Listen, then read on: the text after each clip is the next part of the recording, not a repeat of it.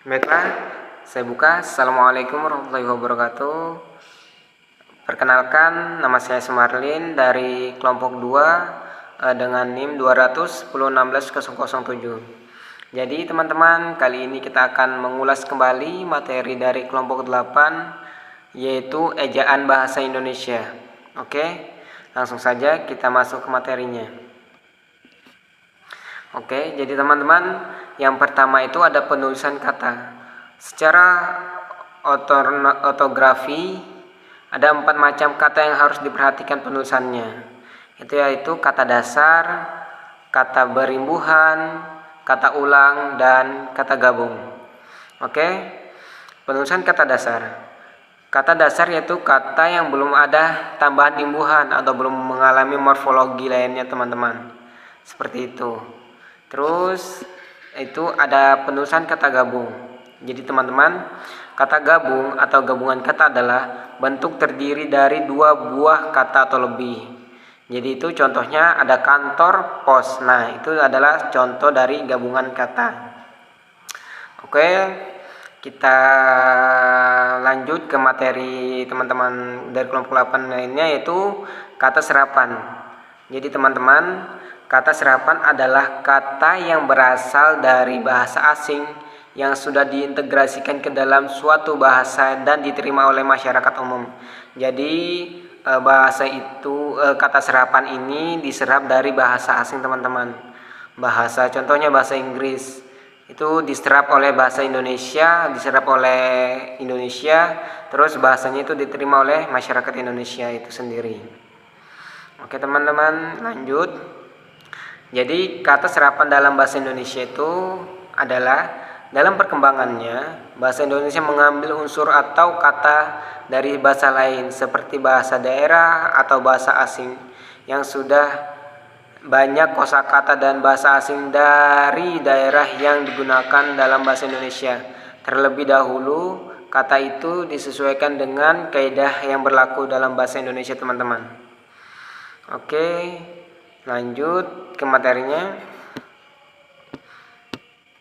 Nah teman-teman, kita masuk ke materi pemakaian tanda baca. Oke, jadi tanda titik. Jadi teman-teman, tanda titik itu dipakai pada akhir kalimat yang bukan pertanyaan atau seruan. Oke, jadi itu tanda titik itu tidak boleh kita taruh di sembarang tempat. Kita tidak boleh taruh di sembarang kayak ada pertanyaan gitu, teman-teman. Itu tidak boleh. Jadi itu harus di kalimat yang bukan pertanyaan atau seruan. Terus juga tanda titik dipakai di belakang angka atau huruf. Contoh angka 1 titik gitu ya, teman-teman.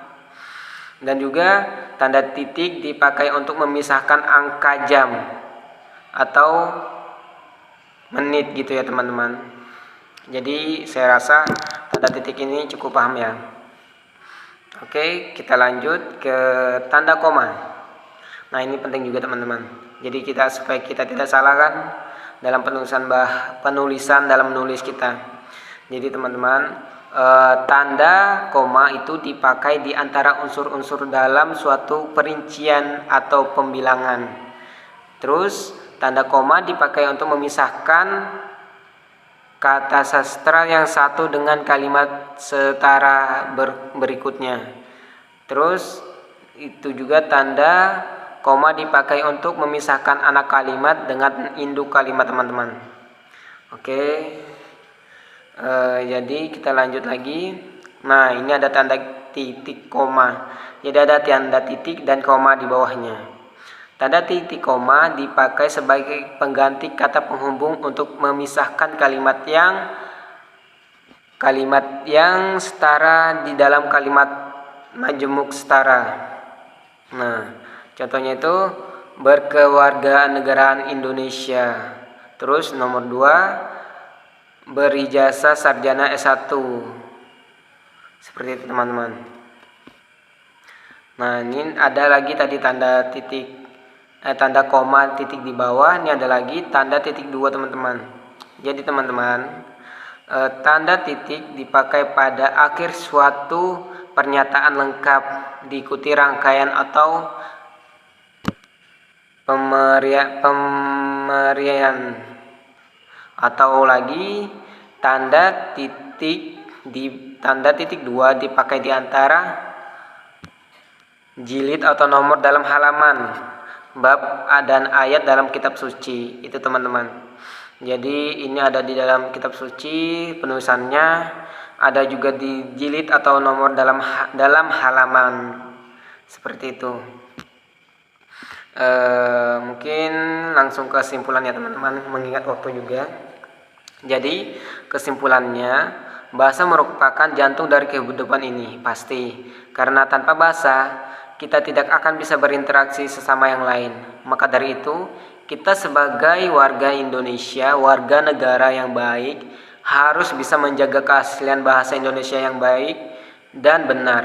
Karena di pandangannya, suatu bangsa itu tidak lepas dari bagaimana kita menggunakan bahasa kita, bagaimana kita melestarikan bahasa kita, dan bagaimana kita mengintegrasikan bahasa kita untuk satu negara itu teman-teman. Jadi tanpa ada bahasa campur lain yang mengganggu bahasa kesatuan kita dan yang dapat dipahami atau mudah dimengerti oleh bangsa lain. Jadi ini adalah identitas kita.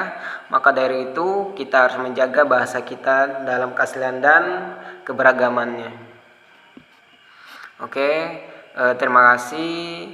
Itu saja dari saya, kesimpulan dari saya dari materi kelompok 8 mengenai ejaan bahasa Indonesia. Sebelumnya saya ucapkan terima kasih banyak kepada kelompok 8 yang telah memberikan materinya kepada kami sebagai mahasiswa, dan saya terima kasih juga kepada Miss Queen karena menjadi dosen yang terbaik bagi kami. Terima kasih. Wassalamualaikum warahmatullahi wabarakatuh. Salam sehat semua.